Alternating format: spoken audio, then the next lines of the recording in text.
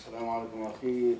I wanted to ask what the ruling was on dyeing the hair black, specifically the beard. There are many hadith on it being forbidden, we know, but we wish to have more knowledge.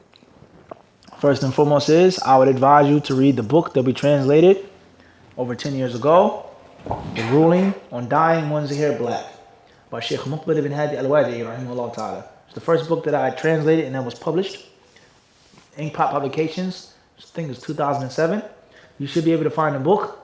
If you can't find it online or in the bookstores, then contact me personally. I'll see if I can get the PDF to you. If I still have the PDF, it's been a while. A lot has changed since then.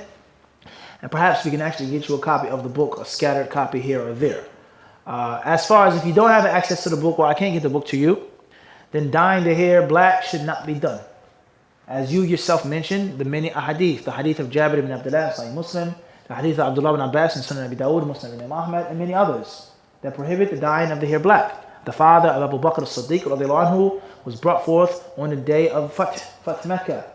The hadith says, وَرَأْسُهُ كَالثَّغَامَةِ بَيَاضًا. His head was as white as a hyssop plant. A hyssop plant. A hyssop plant is a very white flower that grows on a mountaintop. The Prophet ﷺ, he said after he made Islam, he says, اذهبوا بهذا الشيخ أو كما جاء, he says, take this old man and tell his women, غيروه وجنبوه السواد. It says, change his hair color, his beard color, but don't dye it black. Don't dye it black.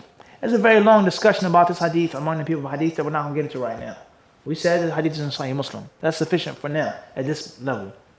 Hadith of Abdullah ibn Abbas and many others about the end of time, people will come يَسْبِغُونَ أو يَخْضِبُونَ بِهَذَا السَّوَادِ كَحَوَاصِلِ الطَّيْرِ.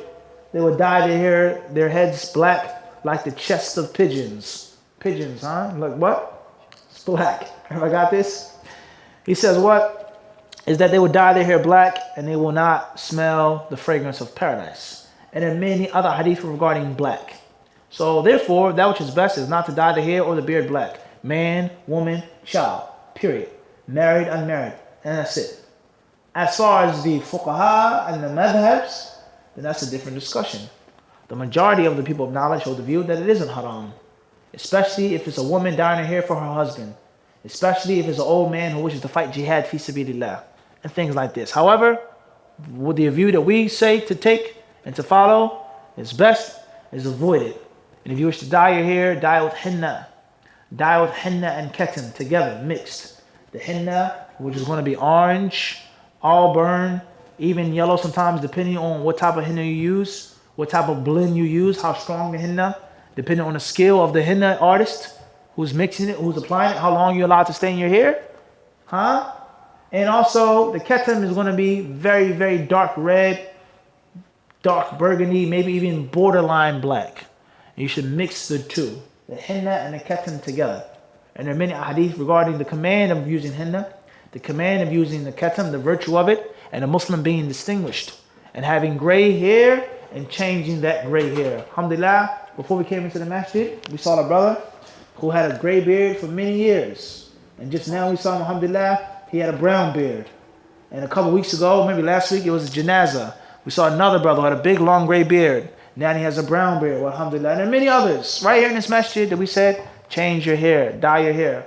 Most of those brothers now, we'll just say, we'll stop there. They took the fact that, alhamdulillah, and then they didn't give what was necessary to be given.